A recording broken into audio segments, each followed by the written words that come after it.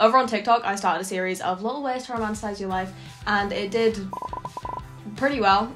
So if you've come here from my TikTok, you're in luck, because this series and this video especially is, yes, basically just a big fat long version of that. And if you don't follow me on TikTok, sort it out. I've made 2 videos showing you how to be the main character in your life already, but those were kind of from the perspective of it being like an aesthetic, like a time-consuming lifestyle, some big shift you have to make, and like specific hobbies and activities you have to do in order to do it, because that's kind of what I thought being the main character was about. But things like redecorating your bedroom and starting a photo album and finding your signature scent, they're all very surface level things. Like, they're ways to get other people to see you as the main character and to appear that way on the outside. But to truly feel like and live as the main character on like a day-to-day basis, aka the part that actually matters, you need to romanticize the mundane parts too. Like, think about it. In movies, when the main character is doing like boring everyday things like cleaning or studying or getting ready, they still find ways to make it look fun and cinematic, and that's how you need to view your own life. Romanticizing your life isn't about making every minute of your life super crazy and exciting. It's just finding a new perspective to where your current life can seem fun and new and bright again. And the thing is, I literally said this in part 1, to notice the magic in the ordinary moments, but only recently have I actually started taking my own advice on that and realised how actually genuinely important that is. The more superficial side of things, like hobbies and activities that you can do, they're still fun and there's still valid ways to go about it, so I will still be including those later in this video because I just can't help myself. But firstly, to begin with, we're just going to start with some little changes, some tiny little ways that you can make just your daily routine feel new and exciting again.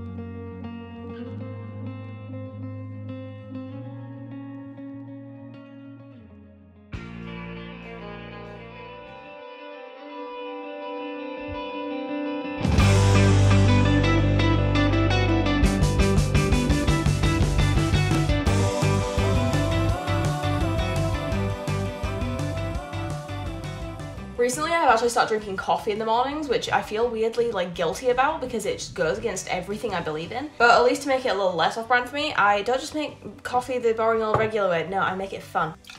First things first, I always use syrups. These are like £1 from B&M. You're welcome. So I've got vanilla and hazelnut. Today I'm feeling vanilla today. But that's the thing, it's like an enjoyable part of my day that I like look forward to, like being able to pick what flavour coffee I'm gonna have today. Maybe it's just me and I'm just simple-minded, but don't knock it till you try it.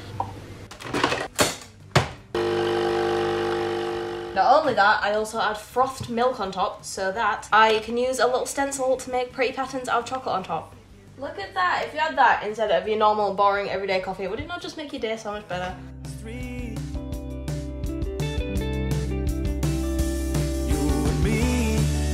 Nearby but far away. I always watch something while I'm getting ready and having my breakfast and everything, and usually I'll just like throw on like Friends or just a show that I've seen a million times just so that I don't really have to pay attention. But lately I've been replacing that with things that add actual, you know, value to my life, like a podcast or movie or YouTuber that inspires me, or even just like upbeat music, just something that instead of just being like background noise actually like puts you in a good mood first thing in the morning and like gives you inspiration and motivation for the rest of the day. So now it's time to pick your outfit, and my tip for this is to dress up in whatever way that means for you. I love putting on cute outfits even if I'm literally just going to be like sat in my room editing all day, just because it makes me feel like I've got my life together and it like makes me more productive. And I love like purposefully overdressing for like casual events like going to uni or running errands. But it's fine if that's like too out of your comfort zone, because this isn't about like wearing cool, crazy, colourful outfits. It's about showing up for yourself, because if you look your best then you'll feel your best. Like if you're wearing an outfit that you feel happy and confident in, then that'll be reflected in your positive attitude that day, whether you realize it or not. It's almost like a self-care, like self-respect thing almost. It's kind of like you'd dress up for like a job interviewer that you've never met before, so like why wouldn't you do the same for yourself?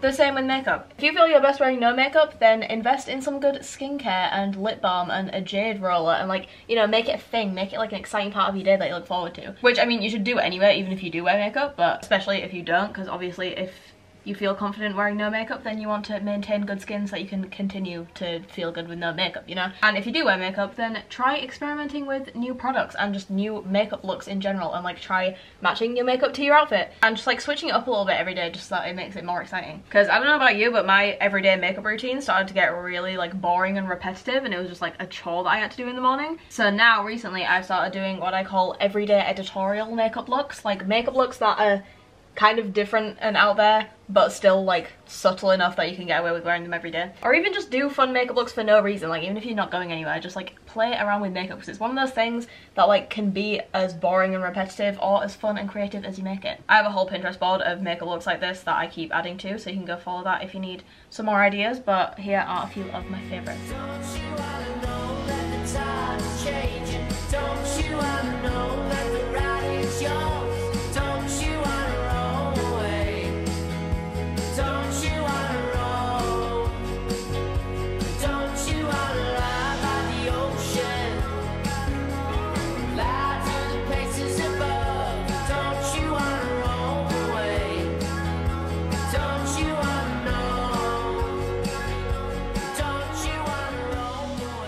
As lovely and romanticised as that morning routine is, it's then easy to just walk out the door and just get caught up in all the stresses of the real world. But like I said, romanticising your life isn't about changing your life, it's just about changing the way you see it. Take this video for example. This is what it looked like to begin with. Still the same content, I'm still saying the same words, but it's dull, it's grey, it's boring. Until boom, you whack a filter on it and all of a sudden it's bright, it's fun, it's exciting. Is this just me forcing you to appreciate my colour grading because I'm proud of it? Yes it is, but the point still stands. So here are some of my favourite mindset quotes that I basically remind myself of throughout the day and almost use as like affirmations just to keep me motivated and in a positive, high vibrational state throughout the day.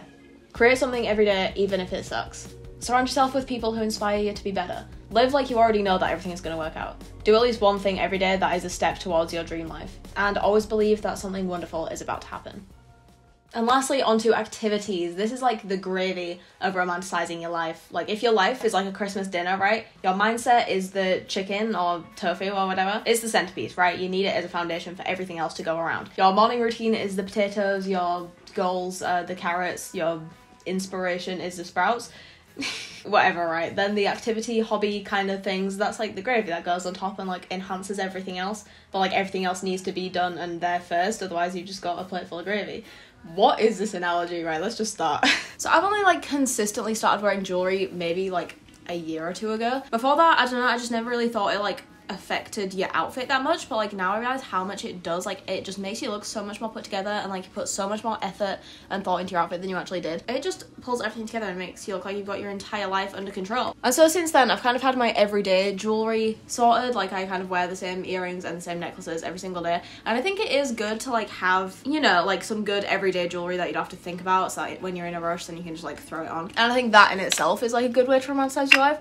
But then now I'm kind of thinking I want to like start, like keep having like a few of the same like everyday necklaces, but then have a couple that I kind of switch out every day, like based on my outfit. But obviously jewelry is freaking expensive, especially if you want to like change it up every single day. And so recently, in the last like week or two, I've started making my own jewelry. It is literally all I want to do in the world. All day, every day, I just want to freaking make necklaces and bracelets. It is it just fills my soul with pure joy. Like in the last series, my obsession was crocheting. This series, it is making jewelry. I literally cannot actually stop. So far, I have made bracelets for myself and also like every single person in my life. Like if we are friends in real life, then you've probably got a bracelet on the way. The other night, me and my sister and her roommate Jess, who is probably watching, so hi Jess if you're seeing this, we had like a little jewelry making evening, and it was like the most wholesome thing I've ever experienced in my life. During which Jess actually gave me some of her old jewelry making supplies. Like she gave me this entire freaking box of like earring backs and like stuff to make earrings with, which that is going to be my next thing. Only made bracelets and necklaces so far, so earrings are going to be the next thing. As well as she also gave me some like flower beads and letter block beads, so thank you very much, Jess. Like a week ago, me and my mum went bead shopping to, you know, fuel my addiction. And honestly, beads, I did not realize how freaking elusive they were because we literally couldn't find any anywhere. Like all we found was like boxes of like the little like seed beads, but like nothing exciting, so we ended up buying a hamster instead. His name is Echo and he is my son and I miss him very much right now. My mum keeps sending me like photos and videos of him while I'm here. I just spilt beads freaking everywhere. But then, right, I realised that you could just buy them online. I don't know why I didn't like think to do that in the first place. And so I ended up staying up till like 2 AM the other night just like scrolling bead websites and ended up spending literally £20 on beads at 2 AM.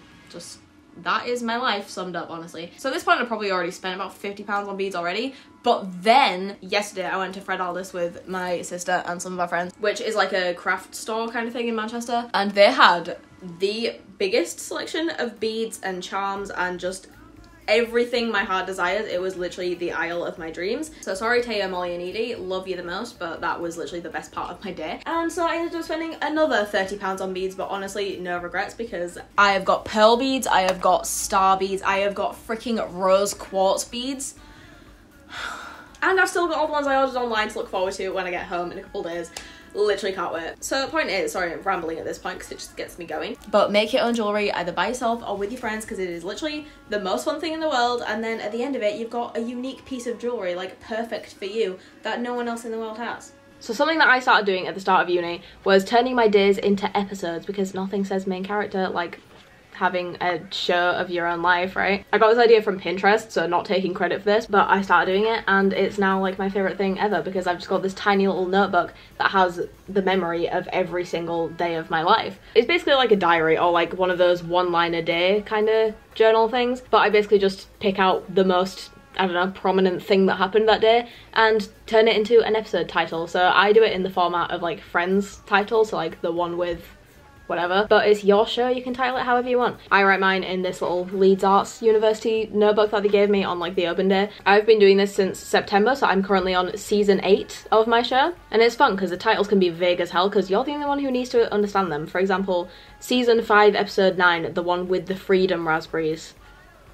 I remember that entire day and no one else has any idea what that means. And over the months I've been doing this, I've kind of like upgraded my system over time. So on this side I obviously have the episode list, but then on this side I also have things like the soundtrack, so like my top listened to songs that month, the cast, like the most, I don't know, prominent people that month, whatever that means, like the friends that I hung out with most that month, or like people that I don't normally talk to that I happen to like spend a lot of time with this month, or if like a, you know, person from my past came back, I'd like include them as like a returning character or like a cameo or whatever. I also include signatures, so just like specific things that I'll remember from this month, like if I had a particular like outfit that I wore a lot that month, or which YouTubers I like binge watched that month, just like specific things that I will just like remember being specific to this month. I also include my goals for the month, and also most recently I had like trends and news that month because that's just one of those things that you kind of forget about. And I just freaking love this notebook because it's just a memory of every single day of my life in one little tiny notebook. 10 out of 10, would recommend. So like a couple weeks ago in a TikTok I put to write a letter to your future self as like a way to romanticize your life, and I did it as like a physical letter to open a year from now. But then in the comments of that video a lot of people were saying that there's actually a website called futureme.org, not sponsored, where you can write a letter to your future self, but for any time in the future. Like you can do it for 6 months, 1 year, 5 years, 10 years, or you can even like set it as a specific date, and then you write your message and you put in your email and then it will email it to you on whatever date you chose, which I thought was so cool because that way you're obviously not going to lose it or forget about it. So like I said, I already wrote one for a year from now, so on the website version I'm going to write one for a different distance in the future. And the thing is, I really hate the idea of the future, like it terrifies me so much, and so the idea of doing it like 5 years from now, like I'll be 25, like that literally makes me feel sick. So like part of me just wants to do like 6 months from now because like that's not as scary, but then I also feel like not enough will have changed by then, so I think I'm gonna do 5 years and just like face the fear, because I feel like that kind of makes it less scary in itself. Like if I'm just like going at it straight on, you know, it's like taking the power out of the fear, you know what I mean? Dear 25-year-old Eden. That's so scary. Oh god, time's going so fast, we're all gonna be dead soon. No, right, this is, no, positive attitude, positive attitude. Alright, what do I want to have achieved 5 years from now?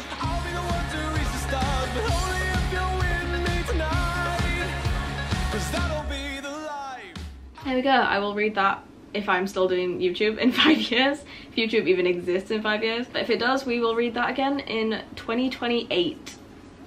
Ew, oh my god. So that wraps up my ultimate guide to romanticizing your life, episode 1 at least. If you're new around here and you have no idea what I'm talking about, this is only episode 1 of a 7-part series with a new episode coming out every week, so turn on your post notifications for those. You should also, of course, go follow my TikTok because I post videos pretty much exactly like this almost every single day on there. If you like this video, which I assume you did because you're still here, give this video a thumbs up and subscribe and all that stuff, and I will see you in the next one.